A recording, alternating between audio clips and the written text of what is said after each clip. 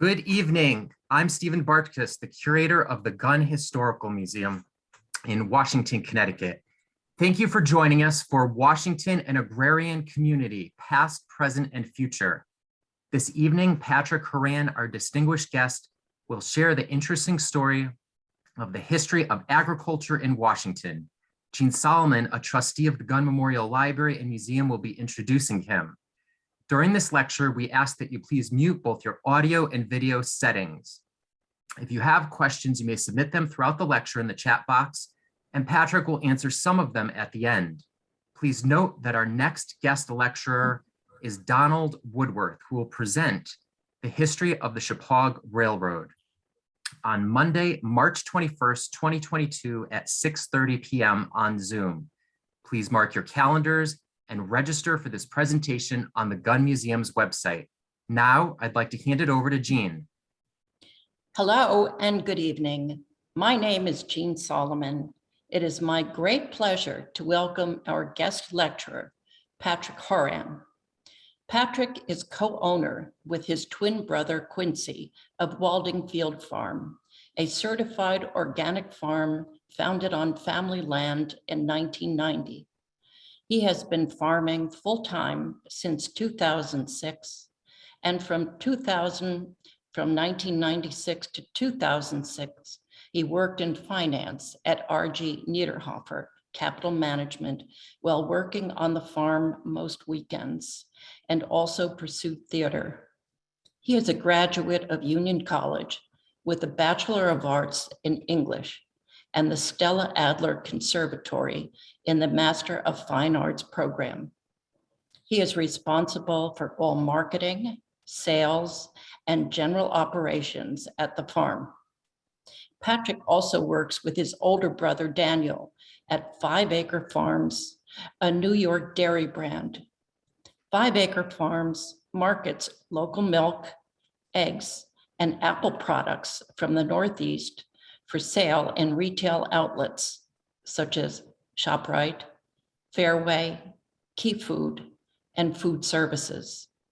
He and his wife, Susie, and son, Griffin, live in Washington, Connecticut. Thank you, Patrick, for your participation here this evening. And now I'll hand it over to you. Thank you very much for that kind introduction. Before I proceed any further, I'd like to thank the museum for inviting me to give this talk. It's been so rewarding to dig into the agricultural history of our town. The lecture I'm presenting today contains information researched through the museum, save for 2 New York Times articles and some Department of Ag statistics, and though hardly the definitive account of our town's rich farming tradition, it will hopefully be enlightening and entertaining. This really could be a series of talks as the subject matter is so fertile. Okay, here we go. From the earliest days of the town's settlements in the first part of the 18th century, right up to the present day, there has been farming in Washington. Prior to colonial settlers arriving in the 1730s, indigenous people of the Chepaug River Valley had cultivated fields and worked its land to produce food and entice game for an estimated 8,000 years. Farming life today may not resemble the homesteads of the earliest days of Judea Parish, as Washington was known at the time, nor Washington Depot's heyday as a fluid milk center of Connecticut, where legend has it we were called the Holstein capital and had over 100 dairy farms. But agriculture is still present. For almost 2 centuries, ours was a community of open fields and pasture. And since World War II, it has slowly given way to increased housing, estate properties for wealthy, and for a re-emerging woodland once stripped clear for pastures and industry. Our story is common amongst fellow New Englanders. The early days, Judea Parish and the town of Washington. Joseph Hurlburt arrived in 1734, and his homestead occupied what is now parts of Judea Cemetery Road. He was soon followed by families with names that are still familiar in Washington, such as Calhoun, Smith, Averill, and Cogswell. The latter were the iron ore magnates of the area. And they came from Woodbury and towns from the east and to the south. Judea Parish was at the time a part of Woodbury. The Averill family still maintains their original homestead, purchased in 1746, and remain an active agricultural property as an apple and pear orchard, and attracts thousands to their hilltop each autumn. The earliest agricultural economy within the Housatonic Valley derived from several industries and was firmly established by the early decades of the 18th century. Sugar was the largest economic driver, derived from the many maple trees in the area, as well as pork production, maize, and rye production. Crops which the native Wyandottek people would have grown, like maize and beans and squash, also became staples in colonial diets. Unlike other products grown in the state, like oats and barley, flax and hemp, the land in our area was less forgiving to most farmed vegetation. Tobacco appears to be an exception here and was grown by most homesteads for personal consumption and for sale down to the southern towns and cities like Derby and New Haven. Perishable small fruits had always been grown since the earliest days of the colony, but were used mostly in the production of cider and brandy for use in one's home. It's interesting that water was not considered a primary input for human consumption at this point in time. Now, amongst the first agricultural monikers handed to Judea was a section of land known as Pork Hollow, what is now known as Nettleton Hollow. It's said that Mr. Frederick Gunn, the founder of the Frederick Gunn School, disliked the name and suggested that it be named after the Nettletons who farmed there. And so it was. As the 18th century advanced and the state's population increased from 75,000 to 200,000, there were more mouths to feed. Hogs were then raised in considerable numbers. Opportunity for sales lay downstream, and Pork Hollow producers took advantage. The hog raising business had the merit of cheapness as well.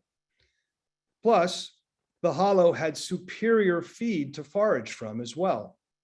Now, homesteaders would grow feed like Indian or flint corn, named for its hard kernel shells, but more importantly, it had a plentiful supply of mast, or the nuts from the numerous oak and beech trees, and that produced a superior pork meat. Pork actually was so important to the state's brand at the time that all pork was labeled as Connecticut pork if produced north of New Jersey and Pennsylvania. As more land was required for pastoral purposes in the more populous regions of the state, less remained for those engaged in general farming, the general farming style. This change to grazing also increased the value of commons or undivided lands and created the need to seek new places to farm. Farmers of marginal lands, that is, land which could, with a degree of difficulty, be made to produce profits from general agriculture like hemp and flax and tobacco, turned to the cattle and dairy business. Our area's population increased slowly but steadily, and in 1779, Judea Parish, along with sections known as New Preston, Marbledale, plus a piece of Kent and a piece of Litchfield, merged to form the town of Washington that we know today. With a smaller number of crop acres per farm, between 1 and 3 acres, clearing was primarily dedicated for pasture. The timber would be milled locally and used by the early homesteaders for building and, of course, fuel. Most early settlers would also have worked in the local mines, mills, and quarries along the Chappaqua and Aspetuck rivers. In some parts of Washington, the soil was fertile enough to grow row crops, but factors such as elevation, ruggedness, and the abundant presence of stones tended to offset the advantages of soil fertility. And at that time, it wasn't terribly profitable to cultivate row crops. The population of Washington grew, and according to the state census of 1782, Washington had a population of 1,503 people. In 1800, it had risen to 1,568. And here it should be noted that there were at least some who lived in our town who were slaves, though it's unclear if these people were counted on the census of 1800. By 1820, there were no slaves accounted for in town records. By 1890, the population was 1,633 people, so growth was slow, and most likely due to our town's remoteness. Farming practices grew as well, but at this point, the economy was still more industrial in nature. Iron ore production and quarry production being the two biggest industries and employers created a second moniker for the town, Factory Hollow. Washington's farms up to 1830 were primarily, minus pork, sugar, and tobacco production, working homesteads rather than businesses for profit. And excess goods were sold in town or nearby towns if there were such excesses. From homesteading to the dairy farming industry of the 19th and 20th century Washington. By the midpoint of the 19th century, Washington's farmers understood that the need for milk in the cities to the south, like Bridgeport and New Haven, due to their rising populations, was indeed great. Yet until the 1840s, milk was hauled by buckets, then carted to the Chippewa River, making its way down to Derby and the Housatonic River, and eventually to the coastline. However, it wasn't terribly safe. What we would call raw today due to bacterial contaminant issues, and it didn't travel well. So most dairy still stayed relatively local. Pasteurization was, after all, still a few years away. Prior to the Civil War, roughly 90% of all Americans lived or worked on farms, so we were all farmers, if you will, here in Washington. Transportation costs were also high, and only farmers who lived within carting distances of rivers were able to reach the larger towns and seaports where merchants readily bought up supplies. Early Washington dairy and tobacco producers would have done this if possible. But one cannot speak, however, of farming as a sustainable business model on its own until the second half of the 19th century, with the introduction of the rail lines in 1872 that headed up and down the Chippewa and Housatonic rivers. It also correlated with the building of the first creamery and processing plants in Washington. Now, the average size of a dairy herd in Washington in the early 1870s was 5 milking cows, which is still quite small. Yet soon that would change. By 1870, the federal census indicated that in Connecticut, farmers were now, for the first time, in the minority. Of all employed persons, only 47.7% were farmers, as many young men had gone west after the war, seeking larger land in which to pursue their dreams. They went to places like Ohio, where land was readily available. But as farming became more mechanized in the second half of the 19th century, farmers now relied more on bank loans for land and equipment purchases rather than on labor. And they were starting to make significant income. We also saw an influx at this time of immigrants from Sweden to our town, which would have quite an impact on local agriculture in the future. The evolution of the creamery and rail lines brought change.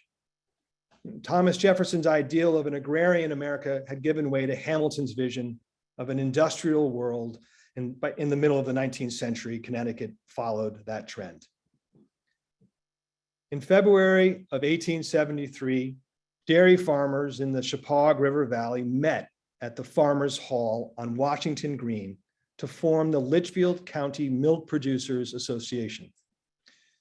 The purpose of the association was to sell and deliver milk to New York City at fair prices for local dairy farmers, now that there was rail access and, most importantly, refrigerated rail cars. Samuel J. Nettleton accepted the position as the first agent for the association in New York City, Yet later that same year, the Chappaqua River Valley Milk Producers Corporation, that's a mouthful, SMPC, was created, and Nathan Hart of Cornwall was appointed the sales agent in New York City. It's unclear whether Mr. Nettleton continued to do it as well. With its distribution channels and sales agents in the lucrative New York City market assured, Washington's creamery business developed rapidly. And by June of 1874, the creamery in Washington Depot was fully operational. Remarkably, it employed around 100 workers and produced upwards of 12,000 quarts daily. And they were shipped in refrigerated rail cars out of the depot to New York City. In May of 1883, the SMPC sold the creamery in Washington Depot to Mr. Andrew Nauer of Washington, who promptly turned around and sold the Depot Creamery, the Ice House, and other outbuildings to the Echo Farm Company of Litchfield, Connecticut. Now, by now, the town boasted multiple creameries that ran 6 days a week and featured the recent innovation of bottled milk. It wasn't surprising that 6 years later, in 1889, milk producers along the Chappaqua, Litchfield, and Northern Railroads met at Washington's Town Hall and organized the local section number 103 of the Union of Milk Producers for the supply of New York City's market. In 1896, L. Nathan Mitchell, son of Helen Mitchell Buckingham and grandson of L. Nathan Mitchell, the farm's founder, had a big idea. After the passing of Mary Mitchell's brother, Abner Wheeler Mitchell, in the Civil War, leaving behind no surviving sons, she ensured that L. Nathan's surname was changed from Buckingham to Mitchell in 1865 so that he could take the place as Abner's heir and inherit the Mitchell family farm along Wickham Road. L. Nathan Sr. died in 1867 and young L. Nathan took over. His big idea? He sought outlets for the farmer's milk, for his family farm's milk, other than Echo Creamery in Washington, and decided to send a case of the family's milk to his older brother in Bridgeport. And his nephew, Edwin Buckingham, went conscientiously door to door selling bottles of the Mitchell Dairy farm milk. And through diligence and diversification into butter and cream sales, Mitchell Dairy became a massive brand in Connecticut and the region. It's also believed that the Mitchell's dairy herd was one of the first tuberculin-tested herds in Connecticut, which was a real public health concern at the time. People felt safe with their brand. Besides their own fluid milk, Mitchell Dairy also purchased from, amongst others, Powell Seeley, Clarence Nettleton, William Hurlburt, Samuel B. Smith, Samuel Hollister, John Hollister, and Earl Booth, just a few of the farms who Mitchell bought their fluid milk from. Fluid milk now had become a significant economic driver in town. And by the way, fluid milk is an industry's term still used today. And it was pretty obvious that dairy farming was now an entry to the middle class for many. So you see the sales receipt here. The price of milk per quart was 5 cents. And cream was 30 cents per quart. That would be $1.69 today with adjustments for inflation, and the cream would be worth a whopping $10.16 when adjusted for inflation. Now, in 1899 and 1900, dairy generated over $7 million in sales for the state, and dairy production accounted for 32% of the gross income of all Connecticut farms. A distant second was tobacco, followed by nursery flower sales, and row crop vegetables made up a very small, just 6% of ag sales. So fluid milk was first in agricultural sales, and it will remain so for generations. By the way, also the adjusted for inflation, that $7 million would be $237 billion in today's economy. So it's pretty obvious that fluid milk was an extremely important to the success of the town. By 1905, the average income for a dairy farmer in Washington was between $675 per year, which roughly $13 a week. And these were farms with larger herds, and $450 a year or $8.50 a week for what we were be calling a gentleman farm. And the average income in the state in 1905 was somewhere between $250 and $400 per year, according to the state records. Again, dairy farming could be a middle-class vocation. Hired hands would have received between $4.50 a week and to $6 a week, and most farms had at least one farm laborer, and the larger farms probably had more. And family members would have obviously all worked on the farm too. Little farmland was devoted to vegetable crops in the area, just enough for each home's daily use and to put up for winter. And this would eventually change, but for now, milk was king.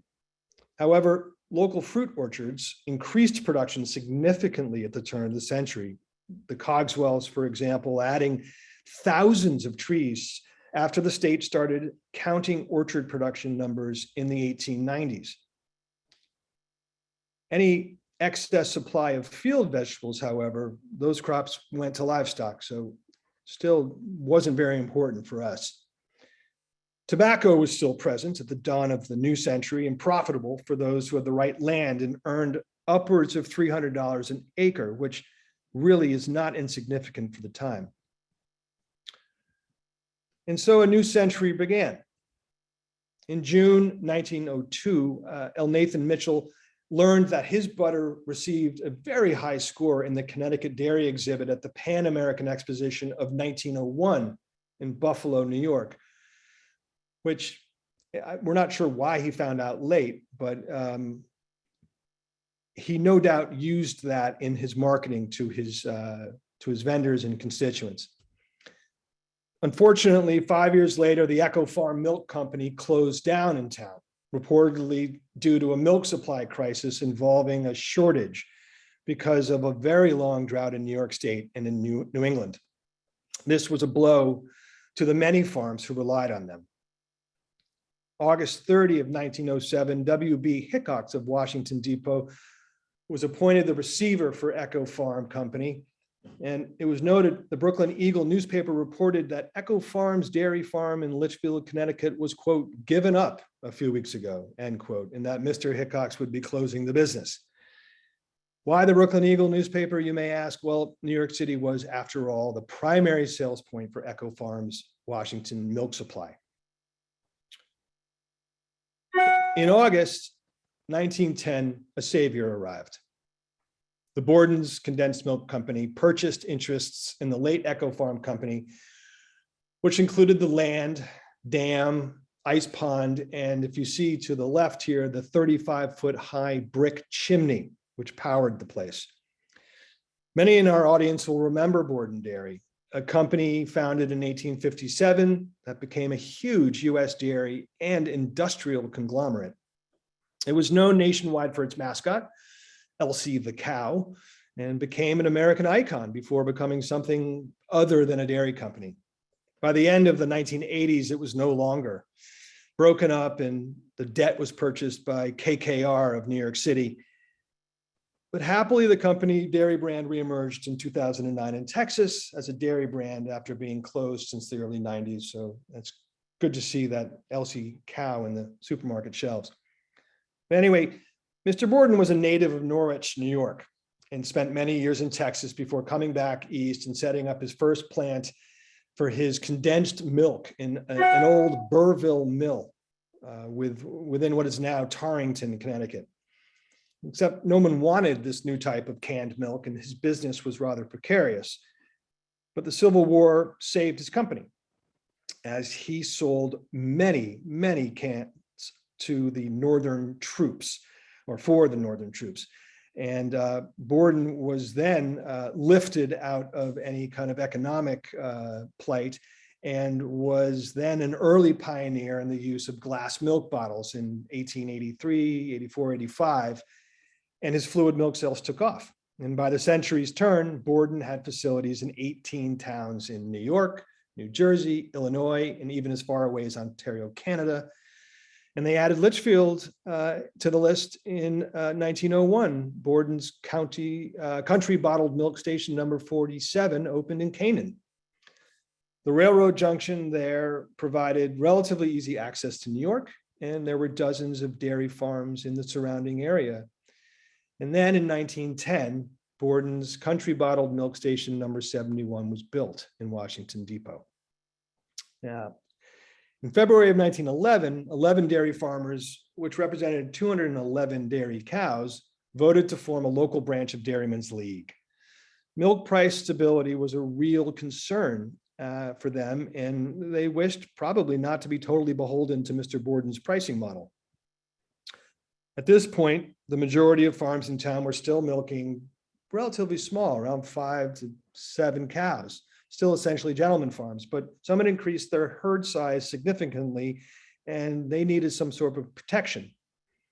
The Dairymen's League lists Washington's dairy cattle numbers at 849 in 1911, with average herd size of 7 cows, though several were now between 25 and 40.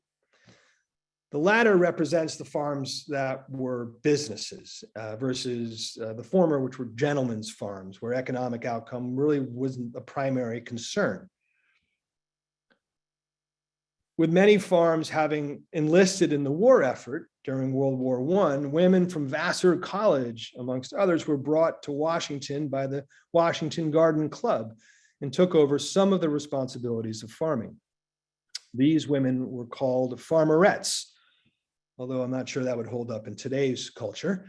By 1920, Washington, Connecticut, and the neighboring communities accounted for 118 dairymen, owning 1,566 dairy cows, which was an average of 13 cows per farm. This type of fluid milk production would require roughly 3,000 acres of tillable fields for silage production, not including pasture land. And many farms needed to rent more land from recently closed farming operations. Now, after the stock market crash of 1929, unfortunately, the savior, the Borden Company, sold its Washington Depot plant and the land and outbuildings to the trustees of the Bryan Memorial Trust Fund in Washington. The Borden Company plant in Canaan remained open, along with 2 collection stations in the valley at Lime Rock and Cornwall Bridge, but it wasn't good news, and more gentleman farms closed in town. The Samuel B. Smith homestead, which is currently my own family's farm on E Street, had been selling their milk to the Mitchells for years. And one of the grandsons, Joseph Mitchell, was the head farmer of my great-grandfather's property, Mr. C.B. Smith. And during the 20s, he had expanded to 30 milking cows. So it was a gentleman farm, but it was also trying to take advantage of the real business that was there. And sadly, it too became an example of the small dairy operations that closed in the 30s, and the land was then leased to other neighboring farmers for the next 50 years. Between the wars, dairy farming in town whittled down from 118 to roughly 50. Names familiar to old Washington like Dodge, later Potters, Whitehead, Mitchell, Helene, Whittlesey, later the Seymours, Fright, Swanson, Marsh, Bronson, Van Sinderen, Wheaton, Woodruff, and Quist still kept the town swimming in milk, but things were changing. By the late 1920s and early 1930s, refrigerated tanker truck systems had been created, and larger farms in town started to store their own milk for pickup. And this led to a period where Washington had its peak of its milk production as farms grew their herd sizes and modernized their machinery and took advantage of new science in the production of fluid milk, and better husbandry meant better quality of their milk. They didn't have to travel much, and thus they could focus on the farm. There were also farms that created local retail businesses as well by bottling and delivering their own milk and cream. Here, the Marsh Farm and the Smith and Mitchell brands shown are good examples of what Washingtonians would have been drinking at the time. But post-war brought change. And that meant after World War II, as the county became more and more desirable as a place to have country homes, primarily wealthy New York City families, but also artists and writers. Land and fluid milk prices, their instability, the fluid milk price instability became the primary issues for what farms did remain. However, some newly arrived farmers had visions of success, and for several more generations, they did just that. Those were names such as Bronson and Potter. Farming costs went up considerably post-war as scale became important to the post-war US economy.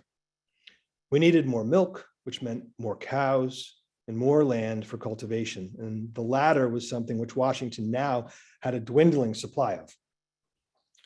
To produce enough silage, the green fodder, which is stored in the silos to feed the cows in the winter, for a successful raising of milking cows, the farm would need between 1.5 to 2 acres per animal.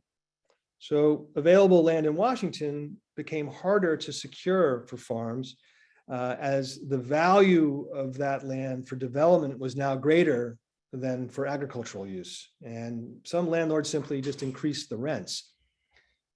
In 1960, the average price paid to farmers in New England for their milk was $4.60 for a cut weight 100 pounds, right? That was the weight of those old urns. Cost of production was roughly $3.95 cut weight for that 100 pounds. And so it was still sustainable as a business model, though size was becoming a real issue for business growth. Herds increased and profits didn't necessarily. According to a recorded interview with the Gunn Museum, Sam Averill said his dad milked between 20 and 30 cows daily from the 1940s through the mid-1960s when the decision to go all in on the orchard was made. It would seem, in hindsight, to have been a wise decision. Over the next 20 to 30 years, remaining farms continued to close or, well, to age out, really. Farms which had been working for generations simply didn't have a new generation willing to take on the daily life of a farmer. Notably, farmers like George Steib closed down his shop in 1984. Gary Rebillard, son-in-law of Andy Chernisky, closed his farm in 1988. Edwin Whitehead stopped milking in 1994, though he kept dairy replacement stock heifers until 2005. But, he milked over 500 cows at one point, and that's not an insignificant thing for them to close. When my brothers and I started farming in 1990, there were only a handful of these working dairies or any farms remaining. And there was one produce, flower and Christmas tree farm, Painter Ridge, that Henry Ferentz established in '79 after what for his family had been a working dairy. The Averills and the Foots of Starberry Farm up on Baldwin Hill and Kielawasser Roads, respectively, plus what you would call a handful of micro farms or gardens, large gardens existed. What older former dairy farms remained intact and hadn't been broken up, mainly raised hay or raised small amounts of replacement heifers for neighboring operations still working, and probably also to remind them of the old days. Today, there is a winery in what was the old Whittlesey farm and then the Seymour farm, Spring Hill. But by the mid-90s, the Potters, John Nye at Davies Hollow and Michael Chernisky were all still in the milking game, and they were innovating and doing the best they could. Now, production costs became a real issue. Cost for fuel, grain, and especially the machinery, and then finding the outfits in the area that could service them. They were rising above the commodity price that fluctuated greatly during the 1990s and brought a lot of instability. And it meant that other revenue sources were needed to be found. And pricing in the 80s had been pretty stable, but not in the 1990s. And it was more like a roller coaster. By 1995, the Potters, for example, were milking over 200 cows and had 450 head overall from the original 25 Guernsey cows that arrived with Art Potter in 1948. And they worked over 600 acres in Washington and Roxbury, 100 of which they owned, and the other 500 they rented. They then created an innovative and successful business model selling Holstein cow embryos to the European and Japanese markets, and thus ensuring their sustainability.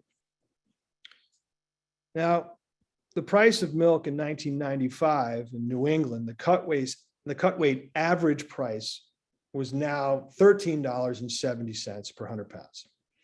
At the same time, the average adjusted cost of producing the milk had increased to $15.37 per hundredweight. This meant for every 100 pounds of milk produced, $1.67 was being lost to the farmers. John Nye, along with the Potters and Michael Chernisky, were featured in an article in the New York Times on April 16th of 1995, unfortunately titled "Dairy Farms Drying Up in the Town of Washington." Now, with 800 cows, which was almost the total of the entire town's dairy production in 1911, John Nye perfectly encapsulated the plight of the dairymen at the close of the 20th century in Washington and New England. He leased land from 35 landlords, including Waldingfields, in 9 towns, and worked an astounding 247 fields. Just thinking of the logistics is exhausting. And so he finally left for Utah with 600 cows. He'd sold 200, where in Utah, the cost of production was far less and more efficient farming models could be realized. Mike Chernisky, who's the son of Andy Chernisky, sadly closed his family's operation in 1997. The last dairy in town, Potter Farm, closed up for good in 2006, though Tim and his son took the herd up to Western New York to farm at a much larger scale. So where does Washington stand today agriculturally? There are at last count between 6 and 10 working farms of varying sizes and models. There's of course Averill, the Averill farm with its apple and pear orchards holding strong at 275 years young. The Solly brothers still own Hollycroft Farm.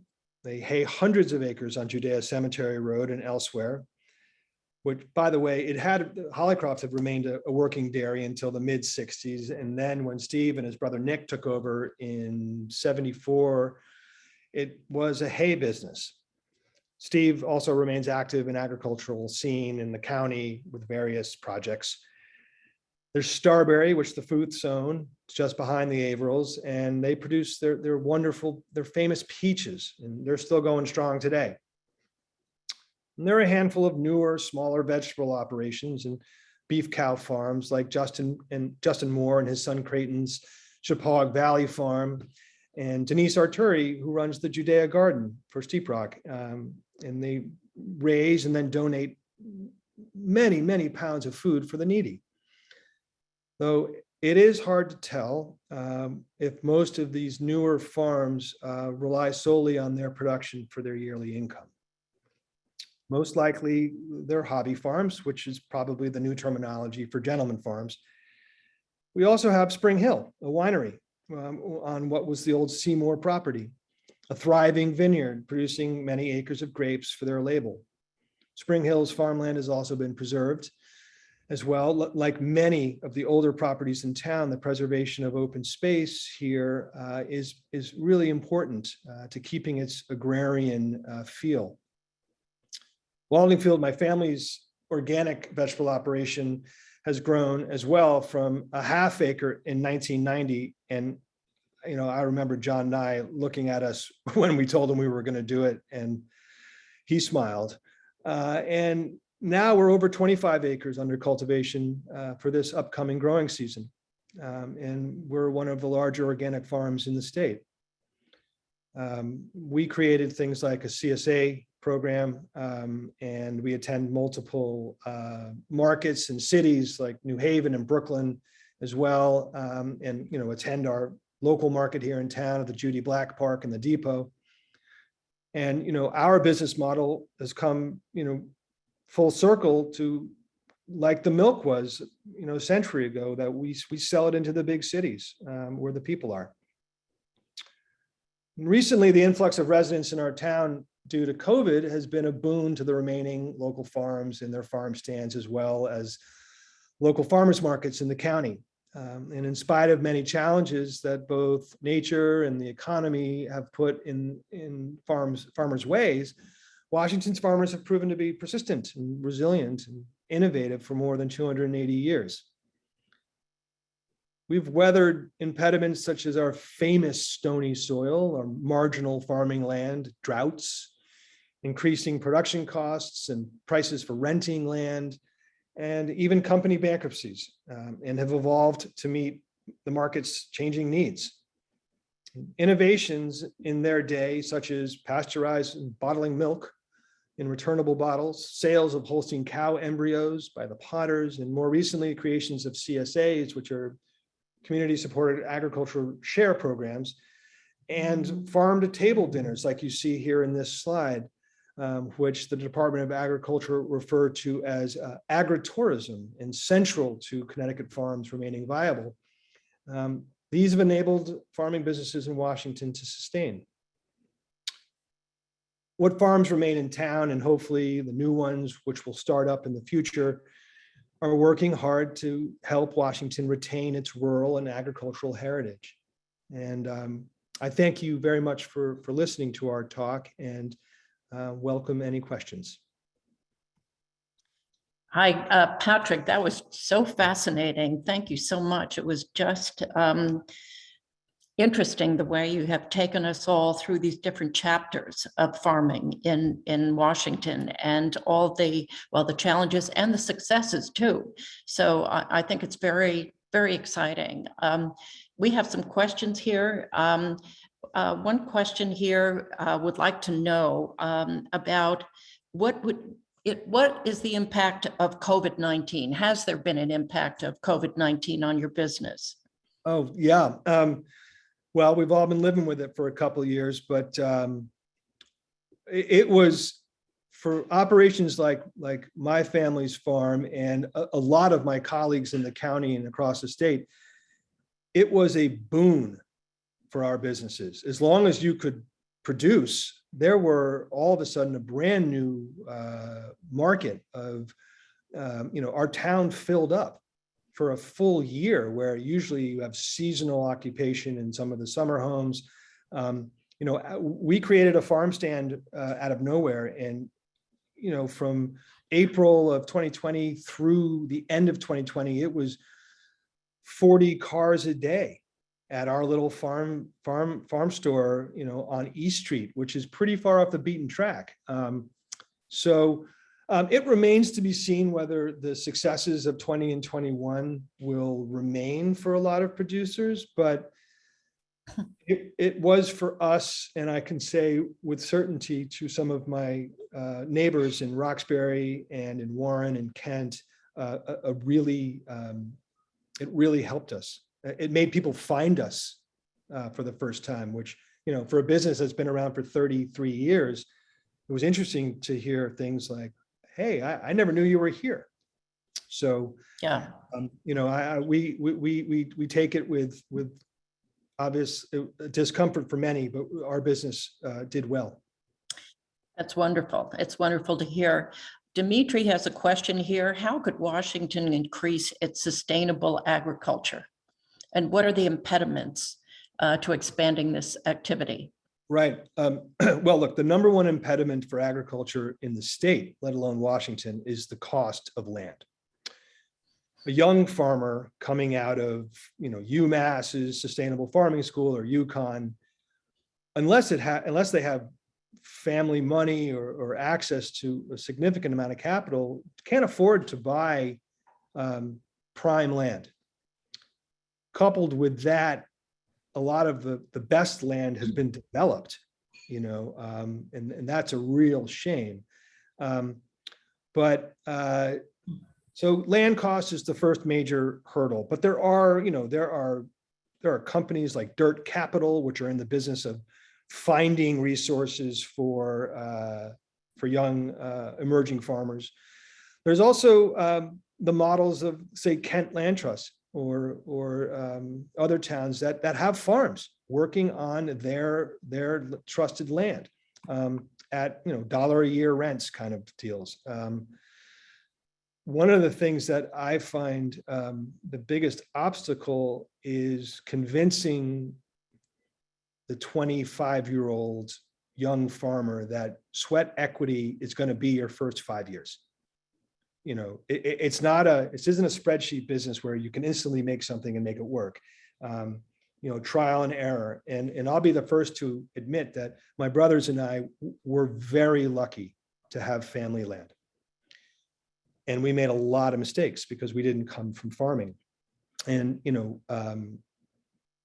the state, Connecticut, the NOFA, which is the Northern Organic Farming Association, which, I work with and sit on the board of, we realize that the majority of new farmers are not coming from a farming past. They're discovering it.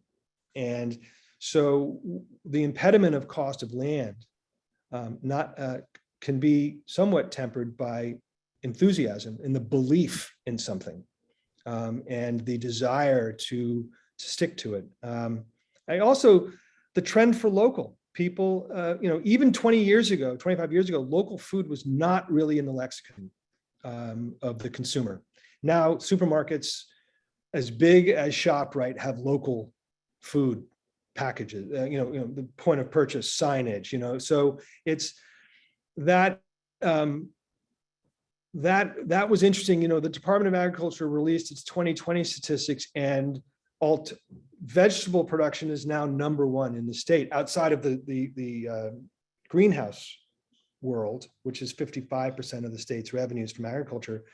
But $230 million in vegetable sales in 2020. That's not insignificant. So small scale, diversified, organic, although not necessarily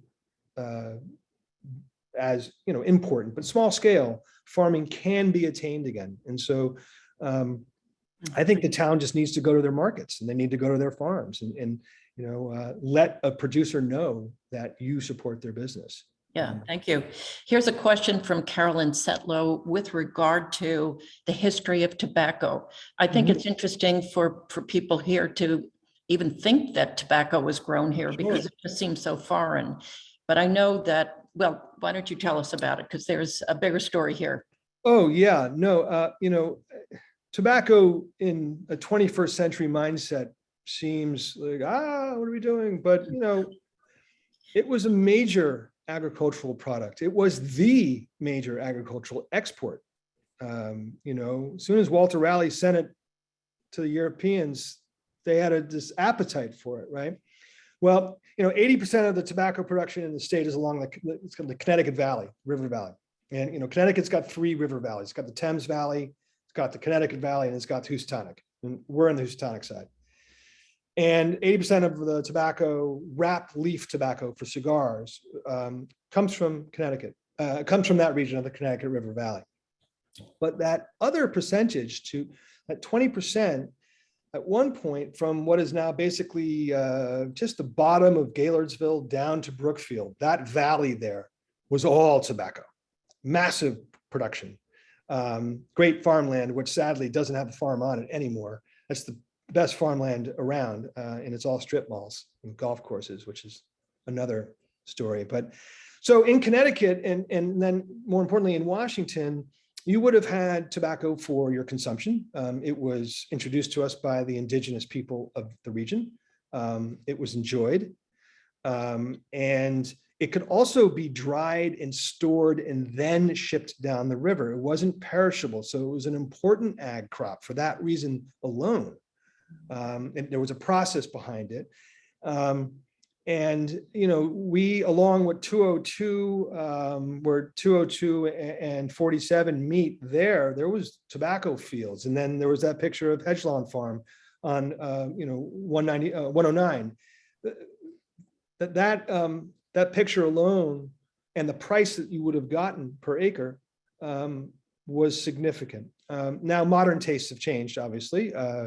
But to this day, Connecticut's tobacco production wraps all those, well, they say they don't go to Cuba, but they do. They get exported somewhere else and then get sent to Cuba. But, All your Central American cigars are wrapped with Connecticut leaf, which is beautiful product. It is, the USDA no longer controls tobacco. It's the Food and Drug Administration, but when it comes for growing and for financing available to farms in Connecticut, it's still the appropriation of funding goes through the USDA, which is why when anyone heads over to Bradley Airport, you still see those long tobacco shacks there, drying tobacco come September, October.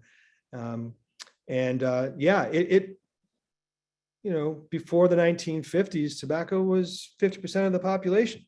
So, but a very valuable commodity for a farmer. Thank you. Have a question here. Stephen Montero says, my wife and I are a young couple new to New Preston and planning on starting our own hobby farm this coming season with vegetables. They're on 4 acres. They want to grow flowers, vegetables, and syrups on their farm. So they're asking, is there anyone that you could recommend for them to speak to about registrations, as far as registration with Connecticut or the town of Washington, support programs, et cetera? Oh, well, yeah, absolutely. So if you're going to do things organically, you can reach out to Connecticut NOFA, CTNOFA. And there are lots of new farming programs with funding available there. There's the Connecticut Young Farmers, another group which one of our former managers is part of. And I just, you know, actually this is a cool thing, because 4 acres is not a little, if you're going to grow on, you know, on 4 acres of land, that's a lot. You can produce a lot of food on 4 acres. And there are models. There's a famous fella from Canada named Jean-Martin Fortier, who has a book called The Market Gardener, which I thoroughly recommend. There are myriad seminars available for small scale agriculture, which again, small doesn't necessarily mean small profits. It can add up. And, you know, sometimes when people ask, you know, what else do you farm? I like to say we farm new farmers. I'm in the business of creating new farmers. And, you know, Waldingfield, in the slide which is sitting here, there are 3 people in the first 6 who have started farms after spending, you know, 5, 6, 7 years at our farm. And that it just takes time. Obviously, it's a cyclical business. When you make a mistake, sometimes in the planting world, you got to wait a whole year to improve it or to make, you know, to make the adjustments. But certainly, the Department of Agriculture in the state will certainly have resources for you. And then there are lots of grants available because local small scale farming is popular and hot. And, you know, the NRCS, the Natural Resource Conservation Service, part of the USDA, they're based in Torrington. They have lots of programs, and look, they have to give away this money that the federal government appropriates to them. So they're looking for young farmers like you. So just getting back to a big picture, I have a question here about the dairy farms in Connecticut. So Yep. I understand, and you talked about, well, no dairy farms left in Washington.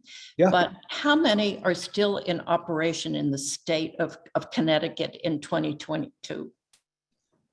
Sadly, it's under 100. The last number was 94.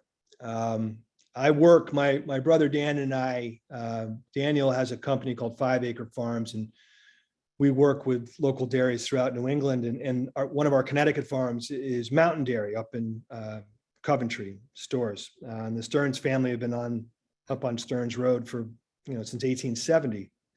But they're folding quickly. There are only 9 what I would consider to be significant dairies in Litchfield County left.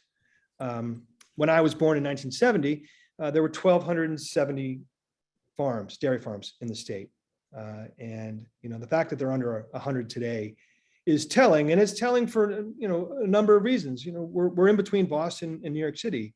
We're essentially a bedroom state where agriculture doesn't have much room. I mean, there are a few people who will remember some letters and requests sent to local dairy farmers about letting their cows out later in the morning, to picking up the manure that fell off trucks on the roads. So like, it's, John Nye said it best, that he found coexisting in Litchfield and in Washington difficult, being that type of farm. And, dairy farms are responsible for the huge expanse of views that we have, all these cleared fields. And, because I don't need, like, my type of vegetable farming doesn't require nearly as much space as a dairy farm would. But, next time people are strolling in the woods and you see a stone wall, you should be reminded that this was a pasture you're walking in. There's no reason why a stone wall would be in the middle of the woods unless it was pasture. So, dairy farms got a very tough time of it. The cut weight cost this month is $21.60. It's gone up a little bit, but the cost of production is also going up. And, regional pricing, the way dairy, there's an old joke in Congress that, 3 congressmen will talk about milk pricing and 2 of them won't understand it. And, milk pricing is hard to do. It's a series of regional cooperatives. It may be that the only dairies we're going to have in the future in the Northeast are going to be small, are going to be the ones who bottle their own milk and sell it all at retail, because the commodity side of the business is too tough. And the price points don't work out. John Nye farms 3,000 cows now out in Utah. And the cost of production is a lot less, and it's working for them. Wow. It's an uphill push. Last question here. You've mentioned CSA programs, community supported agriculture. So how many farms in the county or even in the state run these CSA programs? Well, yeah, community supported agriculture is a program, is a pricing model which farms like ours started using, wherein people buy a share of the farm's output for a single season. They become investors, and they share risk in what we're doing. Now, the shared risk part of it makes some people uneasy, but that's where it originally started. Post-war Japan and in post-war Europe, depending on, and then here in the United States, a famous an African-American fellow from Alabama, why am I forgetting his name right now, implemented this idea of growing for the community while they were doing other jobs. And typical to the post-war Europe, they had to rebuild, and not everyone could be on the farm. So farmers did it. And so Steiner, the great thinker and teacher, his model of CSA farming in Japan, it worked. And here in the United States, it started to take off sometime in the late 60s, early 70s in places like Vermont and Northern California. And first probably had kind of a hippie vibe to it, but it really is a significant economic model. So just for example, you charge $500 for a CSA for the year, and you have 100 people, all of a sudden you have $50,000 at the beginning of the season when things are not in production, or things are lean, and yet you still have operational costs. So it helps cover that. And the state currently, NOFA has listed 70 in the organic world, and I know there are a whole host of conventional producers who have started the model. And it doesn't necessarily just mean for vegetables. So you can do it for meat production. Ox Hollow in Roxbury do meat and vegetable CSAs. I know the Kimberly's in New Milford, on the New Milford line with Washington, are also doing CSAs. And it's a way of social investment in keeping this idea of these open spaces open. The fields here, what you're looking at, that field has been farmed since the middle of the 18th century consecutively. And we want that to continue. And CSAs for Waldingfield are, they're about probably a third to almost half of our revenue stream. The other parts being wholesale for some, large tomatoes and winter squash that we sell a lot of, down to Hunts Point in the Bronx, and some local restaurants. And then you've got our farmers markets where we get our retail price. But the CSA is really the core of our farms model, because we have 200 families that are investing with us, who are taking this journey with us. And it really does build community. And farms have that really amazing ability to make people feel a sense of place. Anybody who was listening to this talk and heard names of Washington's past will remember fondly these farms and seeing these productive, working, physical pieces of land. And it's not necessarily romantic either, because there's a value which comes from it as well, the value of community. And so these CSA models at a lot of farms, you don't have to have a lot of land to have a CSA, but it does bring people into the idea of what you're doing. And they share in it. They share in the success, hopefully don't share in the failure, but sometimes crops don't go the way you want them to do.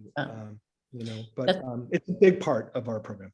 Yeah, that's so well said. I think that it's wonderful to involve the town and to bring people in. I think so many people, and we've had this conversation before, that so many people come here from other places exactly to experience fresh food, farming, to go to a dinner, as you're seeing on this particular slide, to be able to share this kind of food with others. It's a sense of community building. It's a focal point for the community. Yeah, farming is absolutely part of Washington's historical community, deserves to be at the forefront in the present and future of Washington. And I think it will be. I really do. I think Washington as a town have done, look at the success of our farmers market in town. Yeah. It's really quickly become a central spot. Now, I'm sure not everybody loves it, gets crowded on a Saturday, but it's a focal point. It's a place for businesses in meeting. town are thrilled that it's popular, because everybody gets it. Yeah, people are sitting around waiting to see other friends, waiting, they want to shop and continue to shop. People are bringing their dogs. They're bringing their shopping. family. We're shopping. We're At the end of the day, They're shopping. it's a commercial entity, and it trickles down. It's tremendous. Before we close out, I do want to give special thanks to our sponsors for this lecture: the Northwest Connecticut Land Conservancy, New Milford Farmland and Forest Preservation, and New Milford Barn Quilt Trail Committees. Thank you so much, for your support. And thank you, Patrick, thank you very much. Enlightening lecture, introducing us to all of these periods of Washington's rich history of agriculture, and looking forward to the future. I think it's just tremendously exciting. It's great to hear about it from you. And so thank you all in our audience for your attendance here this evening, and enjoy the rest of your night. Thank you. Okay, good night.